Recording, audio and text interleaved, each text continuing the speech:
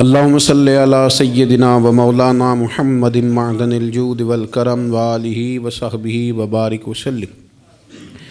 تمام تعریفیں اللہ تعالیٰ جل مجدہ الکریم کے لیے، درود و سلام نبی اکرم نور مجسم شفیع معظم آقائے کل ختم رسول دانائے سبل احمد مجتبیٰ جناب حضرت محمد مصطفیٰ صلی اللہ تعالیٰ علیہ وسلم کی ذات والا صفات کے لیے حمد و صلوات کے بعد، عزیز دوستو، بزرگوں اور بھائیوں، قرآن مجید نصیحت کی کتاب ہے، قرآن پاک تذکیر کی کتاب ہے۔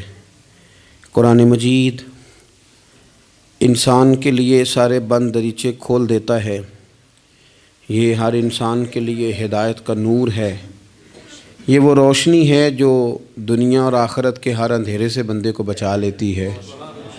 ایسی راہوں کا تعین قرآن پاک کرتا ہے کہ انسان محسوس کرتا ہے کہ اللہ تبارک و تعالیٰ نے اسے دنیاوی طور پر بھی بلندیاں دی ہیں، دینی طور پر بھی اعزازات دیے ہیں، اور رب نے اسے روحانیت بھی کامل عطا کر دی ہے۔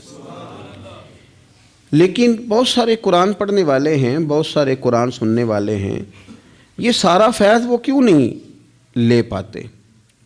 یہ ساری چیزوں سے وہ لوگ استفادہ کیوں نہیں حاصل کر پاتے؟ یہ سارا فیض وہ کیوں نہیں سمیٹ پاتے؟ تو قرآن مجید نے کہا، کیا خوبصورت انداز ہے اور کیا انوکھا رنگ قرآن پاک نے بیان کیا۔ فرمایا ان فی ذالک لذکریٰ، فرمایا بے شک اس میں نصیحت ہے قرآن پاک میں، اس میں نصیحت ہے قرآن پاک میں، لمن کان لہ قلب، لیکن اس کے لیے جو دل رکھتا ہے۔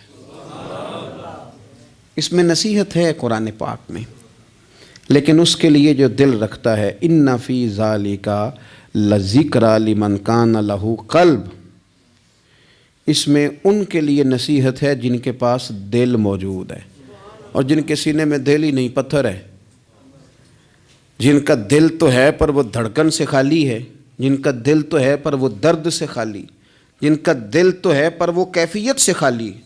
پاک ہوویں تے پاک کی ملدا ہی، بن پاکوں پاک نہیں ملدا، سارے جسم دے تومن نالوں اکو ٹکڑا تولا دل دا۔ اور اقبال کہنے لگے، دلے بیدار پیدا کر کہ دل خوابیدہ ہے جب تک، نہ تیری ضرب ہے کاری نہ میری ضرب ہے کاری۔ اور فاضل بریلوی نے تو مشورہ دیا ہے، کہنے لگے دل کو کام لگا دو۔ حضور کون سے؟ فرمانے لگے دل ہے وہ دل جو تیری یاد سے معمور رہا، اور سر ہے وہ سر جو تیرے قدموں پہ قربان گیا۔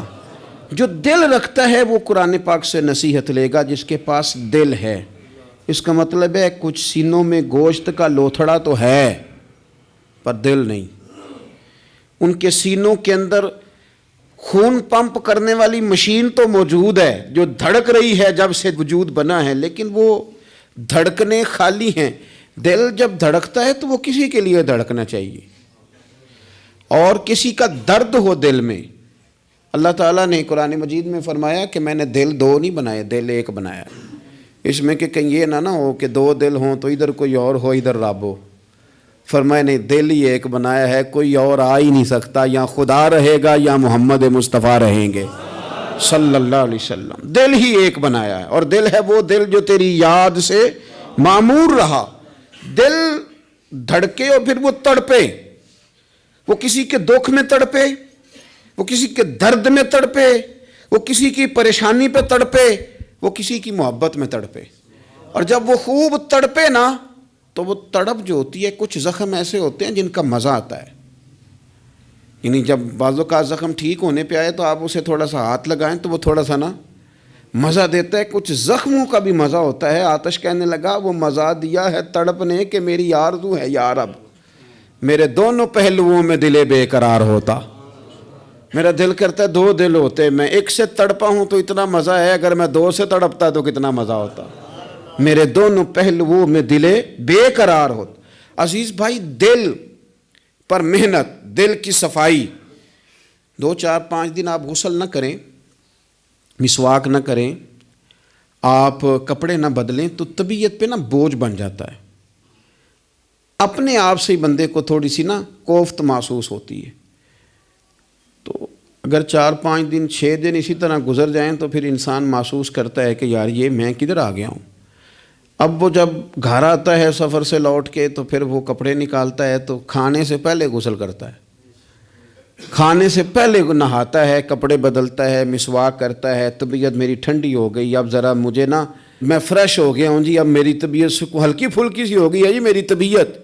اور میرے بھائی ظاہر پر تھوڑا سا گرد چڑھ جائے تو بندہ اپنے آپ کو فریش محسوس نہیں کرتا.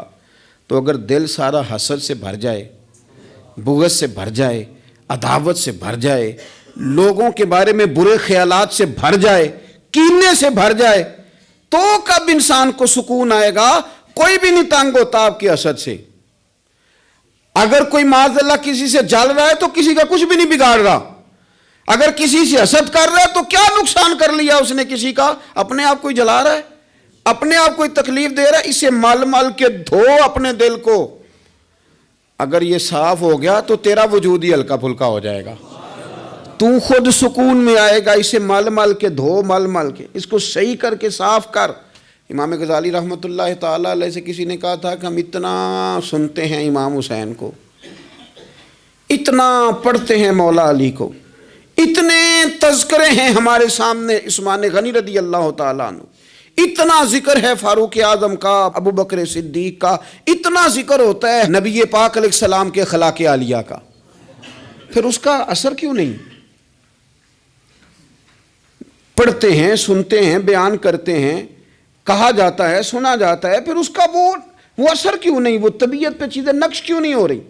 تو امام غزالی رحمۃ اللہ علیہ فرمانے لگے کہ اگر آئینے پہ گرد پڑ جائے تو اس میں عکس صحیح نظر نہیں آتے, آئینے صاف کر لیے جائیں تو پھر اس پہ عکس نظر آتے ہیں. ہمارے آئینے نا تھوڑے سے گرد والے ہو گئے ہیں, دل تھوڑے سے نا میلے کچیلے ہو گئے ہیں, تو کوئی بھی عکس اس پہ چڑھتا نہیں, جتنی مرضی بڑی بات سن لیں چڑھتا نہیں. مثال دیتے ہیں, کہتے رومیوں اور چینیوں کا مقابلہ ہو گیا تھا نقش نگاری کا. بادشاہ نے کہا جو اچھا نقاش نکلے گا, اچھی خطاطی کرے گا, اسے انعام دوں گا. تو رومیوں نے تو بڑے بڑے رنگ منگوائے, تو بڑی بڑی پینسلیں منگوائیں, تو بڑا انہوں نے کام کیا. درمیان میں پردہ تھا, آمنے سامنے دیواروں پہ نقش بنانے تھے. لیکن چینیوں نے کوئی چیز بھی نہیں منگوائی. 1 مہینے 1.5 مہینے کا ٹائم تھا. فارغ ہو کے بادشاہ نے پردہ ہٹایا کہ بیچ کھڑے ہو کے فیصلہ کروں گا کس کے نقش و نگار اچھے ہیں, انعام ملے گا. پردہ ہٹایا تو جیسے نقش رومیوں کی دیوار پہ تھے ویسے چینیوں کی دیوار پہ تھے, ایک نقطے کا بھی فرق نہیں. بادشاہ کہنے لگا کیسے فیصلہ کروں گا, تم نے کیا کیا ہے, سمجھ نہیں آئی تم نے کیا کیا. تو چینیوں سے یہ بھی پوچھنے لگا کہ نہ تم نے کوئی رنگ منگایا, نہ پینسل منگائی, نہ کوئی اور چیز, تو بالکل سیم. وہ کہنے لگے بادشاہ ہم نے تو کوئی نقش بھی نہیں بنایا. تم نے پھر کیا کیا؟ کہنے لگے ہم نے ذرا مال مال کے دیوار صاف کی ہے, دیوار کا آئینہ بنا دیا ہے. نقش تو انہی کے ہیں لیکن نظر ادھر آ رہے ہیں. میں نے سنا ہے کہ اس کے شبستان سے متصل ہے بہشت, مکی ادھر کے بھی جلوے ادھر کے دیکھتے ہیں. سنا ہے اس کے شبستان سے متصل ہے بہشت, مکی ادھر کے بھی جلوے ادھر کے دیکھتے ہیں. سنا ہے بولے تو باتوں سے پھول جھڑتے ہیں. اگر یہ بات ہے تو چلو بات کر کے دیکھتے ہیں. اگر یہ بات ہے تو چلو پھر بات کر کے دیکھتے ہیں. میرے عزیز کہنے لگے کہ وہ نا جناب ہم نے صرف دیوار صاف کی ہے, اتنی صاف کی ہے کہ شیشہ بنا دیا ہے, تو اب ان کے نقش ادھر بھی نظر آتے ہیں. تو بس اب بادشاہ خوش ہو گیا. اس نے کہا کوئی بھی نہیں جیتا, کوئی بھی نہیں ہارا, تمہارا انعام برابر کا ہے. تمہیں نقش بنانے کا انعام ملے گا اور تمہیں صفائی کرنے کا انعام ملے گا. امام غزالی کہنے لگے چل تو اس طرح کر, روز تو غسل کرتا ہے, دانت صاف کرتا ہے, بال کٹواتا ہے, ناخن بڑھ جائیں تو کٹواتا ہے, کوئی چیز ذرا تھوڑی بڑھ جائے تو چھوٹی کرتا ہے, تو کوئی لباس پورا نہ ہو تو اس کو سیٹ کرتا ہے. تو اس طرح کر, ظاہر پہ جو اتنی محنت کی ہے ذرا مال مال کے دل دھو, انشاءاللہ امام حسین کا فیض بھی نظر آئے گا, مولا علی کے جلوے بھی نظر آئیں گے, حضرت عثمان غنی کی حیا کا عکس بھی نظر آئے گا. اسے پہلے دھو لے, پھر تمہیں سیدنا عمر کی عدالت کا فیض ملے گا, حضرت صدیق اکبر کی صداقت کا نور ملے گا. پھر تو دیکھنا تیری طبیعت پہ نبی پاک کے اخلاق عالیہ کا بھی فیض نظر آئے گا. لیکن پہلے اسے دھو لے، اسے دل بیدار پیدا کر کہ دل خوابیدہ ہے جب تک، نہ تیری ضرب ہے کاری نہ میری۔ کچھ چیزوں سے دل سخت ہوتا ہے، جو لوگ دنیا داری کی اور فضول باتیں زیادہ کرتے ہیں ان کا دل سخت ہو جاتا ہے، جو ہنستے زیادہ ہیں ان کا بڑا سخت ہو جاتا ہے، اور صوفیاء کہتے ہیں جو کسی پہ ہنستے ہیں نا ان کا تو مردہ ہی ہو جاتا ہے، تو معاملہ ہی ختم ہو گیا۔ اور جو لوگ رزق حرام کی طرف بڑھتے ہیں ان کا دل بھی مردہ ہو جاتا ہے۔ اور اقبال کہتے ہیں جو مشینی زندگی گزارنے لگتے ہیں نا، روحانی زندگی سے نکل جاتے ہیں۔ ہم آج کل مشینی زندگی پہ آ گئے، ہمارے پاس انٹرنیٹ ہے، موبائل ہے، آواز کے فاصلے اتنے کم ہوئے ہیں کہ دلوں کے فاصلے بڑھ گئے ہیں۔ اقبال کہنے لگے دل کے لیے موت ہے، دل کے لیے موت ہے، دل کے لیے موت ہے یہ مشینوں کی حکومت۔ احساس مروت کو کچل دیتے ہیں یہ آلات، آلات پہ زندہ ہیں ہم۔ دل کے لیے موت، اور کسی کے گھر جانا، دروازے پہ دستک دینا، اور کبھی خط لکھنا تو سوچ سوچ کے، کبھی کاٹنا تو پھر لکھنا۔ لفظ یہ اس کے شایان شان نہیں، یہ جملہ میں نے بدل دیا ہے، لیکن اب بے باکانہ گفتگو ہے، تو مجھے وائس کر دے میں تجھے وائس کر دوں گا، حال ہی کوئی نہیں۔ تو کیا کوئی سوچے گا، کیا کوئی لکھے گا، کیا کوئی اس میں خوبصورتی کے رنگ بھرے گا؟ سخت ہو جاتے ہیں دل جب آپ مشینوں کی زندگی میں زندہ رہتے ہیں۔ دل نرم کیسے ہوتے ہیں؟ میرے نبی پاک نے فرمایا یتیم کے سر پہ ہاتھ پھیر، رب تیرا دل نرم کرے گا۔ اگر زنگ لگ جائے دل کو تو اللہ کا ذکر کر، قرآن پاک کی تلاوت کر، اللہ تیرے دل کو نرم کر دے گا۔ اور پھر فرمایا کہ اگر دل سخت ہو جائے تو موت کو یاد کر، تیرا دل نرم ہو جائے گا۔ اچھوں کی صحبت اختیار کریں تو دل نرم ہو جاتا ہے۔ قبروں کی زیارت کریں، جائیں کبھی اپنے شہر کے قبرستان میں، غور کریں کہ وہ چودھری صاحب لیٹے ہیں، یہ علامہ صاحب لیٹے ہیں، وہ فلاں بہت بڑے افسر لیٹے ہیں، وہ دیکھو وہ میرا عزیز لیٹا ہے۔ وہ ہارون رشید نے کہا حضرت داؤد تائی سے نصیحت کر دیں، تو فرمانے لگے باپ کدھر ہے تیرا؟ کہا حضور قبرستان میں، اماں قبرستان میں، دادا نانا بڑے بھائی سب قبرستان۔ فرمایا میں کیا نصیحت کروں؟ او پئیاں دس دیاں نہیں قبراں جنہاں تے پھول پئے، تو ادھروں کوئی بھی نہیں آمدا، تے ادھروں لکھاں گئے، تے سہ جوڑ سنگت دے ڈٹھے، سہ جوڑ 100 سال کی دوستیاں، سہ سال سنگت دے ڈٹھے، او تکو آخر وتھاں پئیاں، اور جنہاں بعد جیسی پل نہیں سنجیندے، ایک پل نہیں سنجیندے، پھر وہ شکلاں بھی یاد نہ رہیاں، سہ جوڑ۔ کہا یہ کوئی کم ہے دل کو نرم کرنے کے لیے تیرے پاس موت کا تذکرہ، قبروں کی زیارت کو تھوڑی ہے؟ یہ چیزیں دل نرم کرتی ہیں یار، نرم کرتی ہیں چیزیں دل۔ سختی طبیعتوں کی، مزاجوں کی سختی، دوسروں کے بارے میں ڈاٹے جذبات، ہمارے رویے ڈاٹے، ہماری طبیعتیں سخت۔ حضرت عبداللہ ابن مسعود رضی اللہ تعالیٰ عنہ نے ایک شخص کو جنازے کے موقع پہ ہنستا ہوا دیکھ لیا، فرمایا آج کے بعد تیرے ساتھ کلام نہیں کروں گا۔ جس کا جنازہ دیکھ کے بھی دل نرم نہیں ہوا اور قبرستان دیکھ کے بھی دل نرم نہیں ہوا، وہ تو سخت دل بندہ ہے۔ سخت دل بندے سے دوستی کبھی نہیں رکھوں گا، میں تو درد دل والوں سے پیار کروں گا، تیرے ساتھ میں کلام نہیں کرتا۔ تو کس طرح کا شخص ہے بھائی جسے یہاں کے بھی ہنسی آ رہی ہے، مذاق سوچ رہا ہے؟ تو دل کی نرمی، میرے نبی پاک صلی اللہ علیہ وسلم نے نا دل پر، ہم نے نا کپڑوں پر بڑی محنت کی، ہم نے چہروں پر بڑی محنت کی، ہم نے اپنے ظاہر کو سنوارنے پر ہم نے اپنے حق میں بڑے بڑے لفظ یاد کیے، بڑی کہانیاں یاد کی، پر دل کے لیے محنت، اس پر محنت ہی نہیں کی۔ اعلیٰ حضرت فاضل بریلوی کتنے بڑے عالم ہیں، 1000 کتاب کے مصنف، اور ان کے فتاوی موجود ہیں کہ جس بندے کا تلفظ ٹھیک نہ ہو، یعنی جو ضروری قواعد ہیں وہ قرآن پاک کے جس کو نہ آتے ہوں اس کے پیچھے نماز نہیں، جو ہا اور ہا میں فرق نہیں کر سکتا، حمزہ اور عین میں فرق نہیں کر سکتا، وہ الفاظ کا معنی بگاڑ دے گا۔ لیکن اعلیٰ حضرت چونکہ صوفی ہیں، درویش ہیں، علم کے ساتھ تو ایک اور رنگ بھی بیان کرتے ہیں۔ وہ کہتے ہیں یہ نہ ہو کہ صرف تو حروف کے ہیر پھیر میں لگا رہے، صغرے کبرے ٹھیک کرتا رہے، دارابا یادرب کے چکر میں پڑا رہے، اور دل پر تو توجہ ہی نہ دے۔ فاضل بریلوی رحمۃ اللہ علیہ فرمانے لگے کہ دو علماء نے قرآن ایک درویش کے پیچھے نماز پڑھی تو مستحب جو قواعد تھے نا جن کے بغیر نماز وہ ٹھیک نہیں تھے ذرا ان کے، تو وہ کہنے لگے دیکھا جی اتنے بڑے پیر صاحب ہیں اور ان کی تو قرات ہی ٹھیک نہیں، تلفظ ہی ٹھیک نہیں، حالانکہ لفظ تاثیر سے بنتے ہیں تلفظ سے نہیں، لفظ تاثیر سے بنتے ہیں تلفظ سے نہیں۔ اہل دل آج بھی ہیں اہل زبان سے آگے، انہوں نے کہا جی بابا جی کا تو تلفظ ہی ٹھیک نہیں۔ اعلیٰ حضرت نے لکھا ہے ملفوظات شریف میں، فرماتے ہیں پھر وہ نہ نہانے کے لیے چلے گئے نماز پڑھ کے فارغ ہو کے، تو وہ پانی میں اتر گئے تو شیر ان کے کپڑے اٹھا کے لے گیا۔ اب کتنی کو دیر پانی میں رہتے، نکلے بھی تو کیسے نکلے، شرم آتی ہے۔ مختصر لباس پہن کے وہ غسل کرنے کے لیے گئے تھے، اب پانی میں سردی، کتنی کو دیر بندہ پانی میں رہے۔ لوگوں نے آ کے کہا حضور وہ آپ کے مہمان تو الجھ گئے، بڑے بری طرح پھنس گئے، مہربانی فرمائے ان کو تو بچائیں، وہ تو سخت الجھن میں۔ کیا ہوا؟ کہنے لگے وہ شیر کپڑے لے گیا اور وہ پانی میں ہے، اب کچھ تو ہونا چاہیے۔ تو وہ بزرگ گئے، جا کے نہ دور کھڑے ہو کے شیر کو آواز دی، شیر کو۔ حضور کے صحابی تھے نا حضرت سفینہ، قافلے سے رستہ بھول گئے، ایک سائڈ پہ ہو گئے تو سامنے شیر آ گیا۔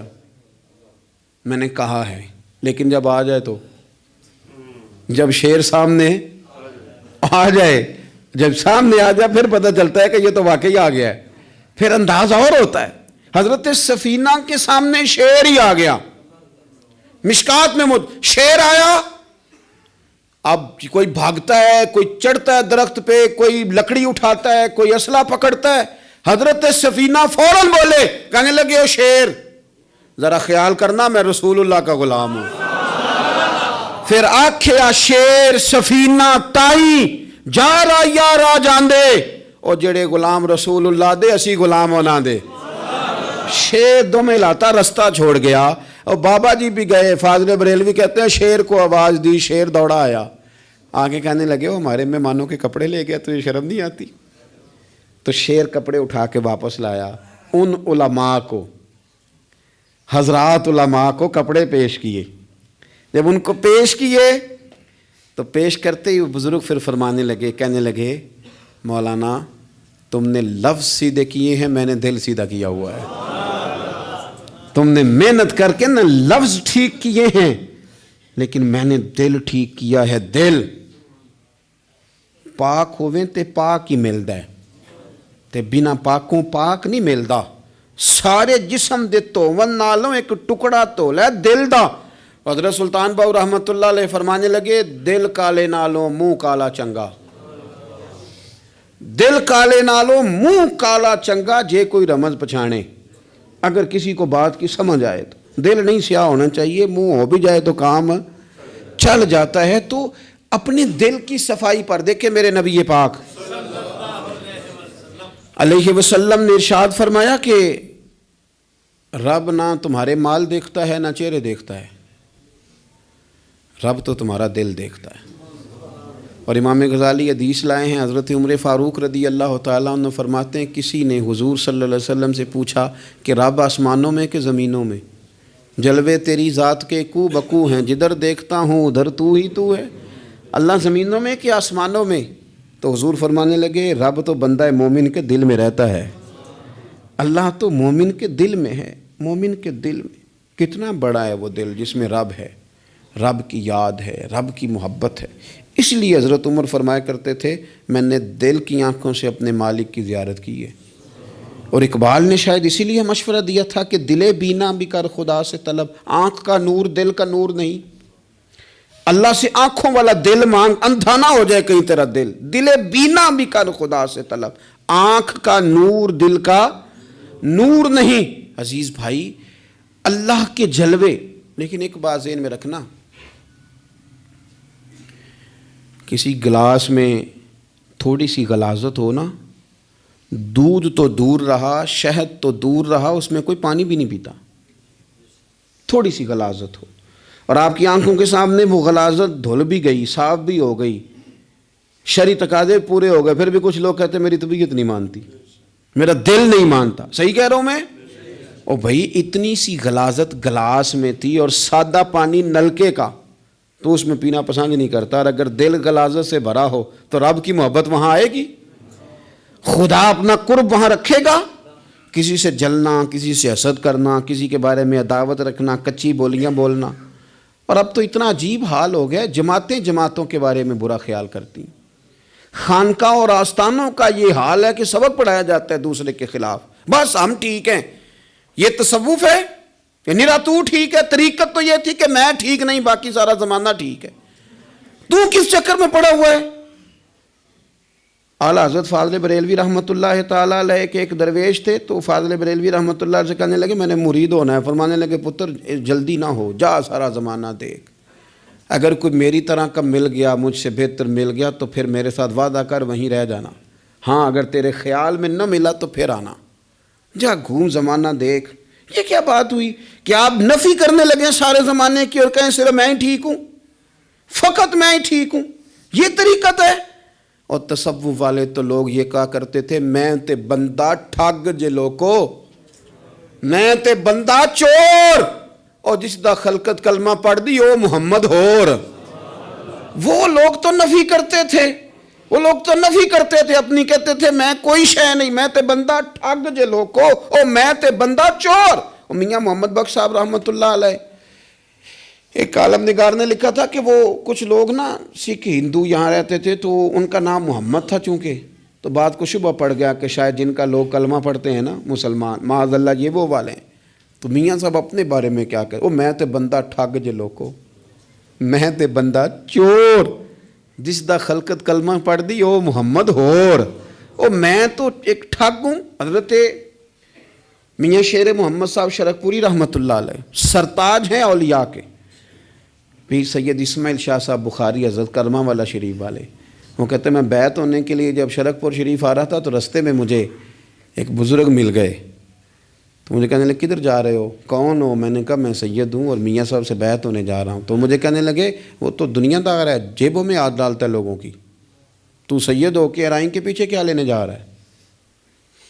جڑا بلے نو سید آکھے دوزخ مل نہ سزائیں، تو جڑا بلے نو رائیں آکھے او جنت پینگا پائیں، چونکہ رانجا رانجا کر دی نی میں ہوں آپ ہی رانجا ہوئی، رانجا آکھن ساریاں میں نو ہیر نہ آکھے کوئی۔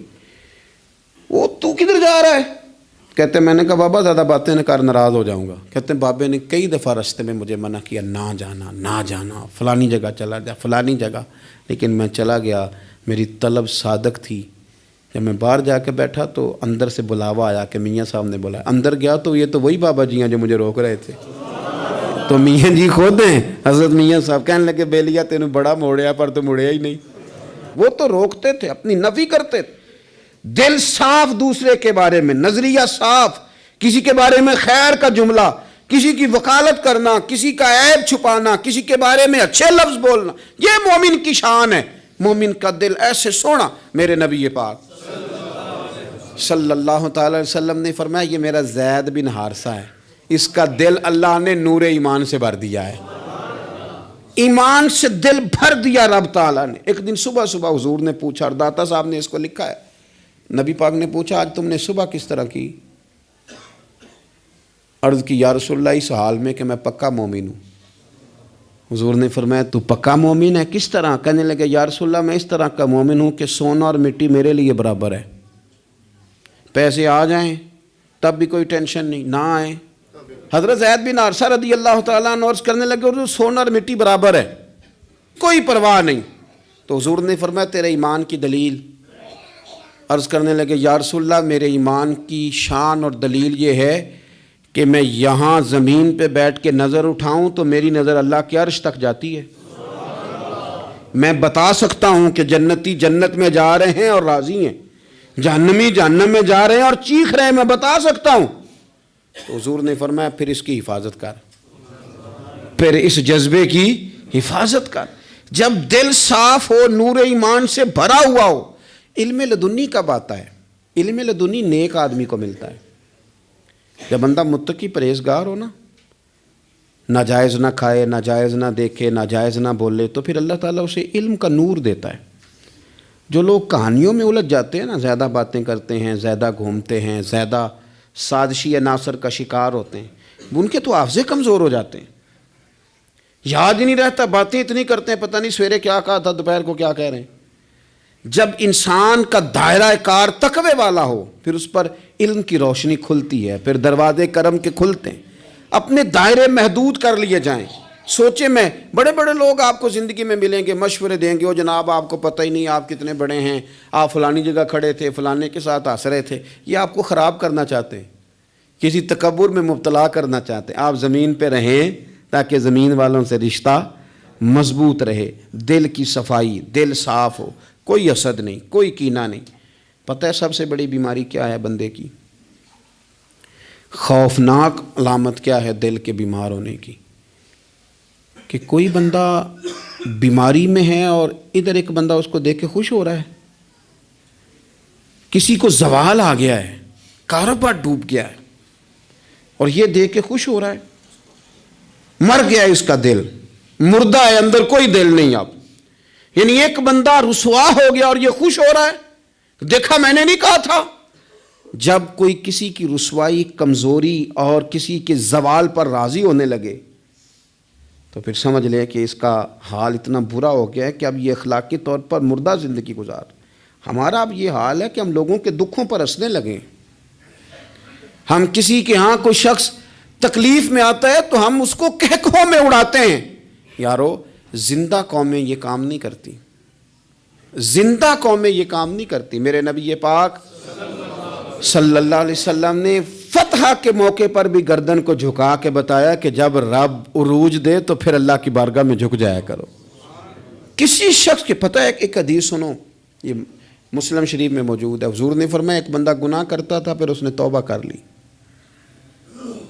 اگر کسی نے دوبارہ اسے وہ گناہ یاد کرایا کہ تو یوں ہوتا تھا، اگر کسی نے اسے دوبارہ گناہ یاد کرایا تو یاد کرانے والے کو اللہ سزا کے طور پر مرنے سے پہلے پہلے اس گناہ میں مبتلا کر دے گا، خفیہ تدبیر آئے گی اللہ۔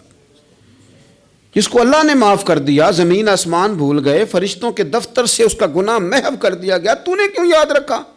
لیکن ہمارے دل اس طرح کے ہیں، خیر کی خبریں نہیں دیتے، ہم خیر کی خبر نہیں دیتے، مثبت بات نہیں کرتے، ہمارے رویے دوسروں کے بارے میں سخت ہیں۔ یعنی بہو سے داماد سے اختلاف ہو گیا، پھر اس نے معافی مانگ لی، پھر ہم نے معاف کر دیا، پھر ایک سال کے بعد دوبارہ لڑائی ہوئی تو پچھلی بات دوبارہ یاد کرنی چاہیے تھی، اس کی تو معافی دے دی تھی آپ نے، لیکن آپ نے پھر یاد کر لی وہ بات، اس کا مطلب ہے آپ نے صلح کی تھی، دل صاف نہیں کیا تھا۔ دل جب آپ صاف کر لیں تو پھر معاملہ ختم ہو گیا، پھر آپ پھر نکال پھینکے ساری چیزیں۔ مسند امام احمد بن حنبل میں حدیث ہے، حضرت انس بن مالک رضی اللہ تعالیٰ عنہ کہتے ہیں میں بھی بیٹھا تھا، حضرت عبداللہ ابن عمر رضی اللہ تعالیٰ عنہ بھی حضور کی بارگاہ میں بیٹھے تھے۔ نبی پاک صلی اللہ تعالیٰ علیہ وسلم نے فرمایا ابھی ایک شخص تمہارے پاس آنے والا ہے، تیاری کر لو، آنے والا جنتی ہے۔ کہتے ہیں ایک شخص اندر داخل ہوا تو سادہ سا بندہ، داڑھی سے پانی کے قطرے گر رہے، جوتے ہاتھ میں پکڑیں یا بغل میں دبائیں، وہ آ گیا، حضور سے بات چیت کی، چلا گیا۔ ہم بڑے خوش تھے کہ کمال نہیں ہو گیا، جس کو حضور نے دنیا میں جنت کی بشارت عطا کر دی۔ اگلے دن اس نے اتفاق، ہم اسی جگہ اسی حال میں بیٹھے تھے کہ پھر محبوب نے فرمایا ابھی ایک بندہ آنے لگا، جنتی ہے۔ کہتے ہیں وہ بندہ آیا تو دیکھ کے حیران ہو گئے، یہ تو وہی کل والا ہی بندہ ہے، اسی طرح داڑھی سے پانی کے قطرے گر رہے ہیں، جوتے اس کی بغل میں آ کے بیٹھ گیا۔ تیسرے دن اللہ کی قدرت ہم وہیں بیٹھے تھے، پھر حضور نے فرمایا بندہ آنے لگا، زیارت کر لو، تیاری کر لو، بندہ جنتی ہے۔ وہی بندہ آیا جو پہلے 2 دن آیا تھا۔ حضرت عبداللہ ابن عمر کہتے ہیں کہ وہ حضور سے کوئی بات چیت کر کے جانے لگا تو میں اس کے پیچھے ہو گیا، میں نے اس کو جا کے سلام کے بعد کہا کہ یار میں تیرا مہمان بننا چاہتا ہوں، 3 راتوں کے لیے رکھ لو گے؟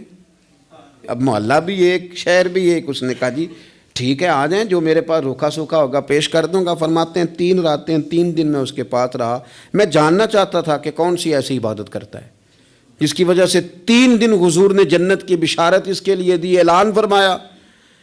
کہتے ہیں میں نے کوئی غیر معمولی چیز نہیں اس کے اندر دیکھی، کوئی انوکھی عبادت نہیں دیکھی، عشاء پڑھتا، فجر تک سویا رہتا، میں تہجد کے وقت اٹھتا، نفل پڑھتا، 3 راتیں یہ ہوتا رہا۔ ہاں جب وہ کروٹیں بدلتا تو اللہ اکبر کہتا، باقی وہ سویا ہے، فجر میں اٹھا ہے، صدقہ بھی وہ خاص نہیں اس نے دیا، خیرات بھی میں اس سے زیادہ کرتا رہا، مجھے کوئی خاص چیز نظر نہیں آئی۔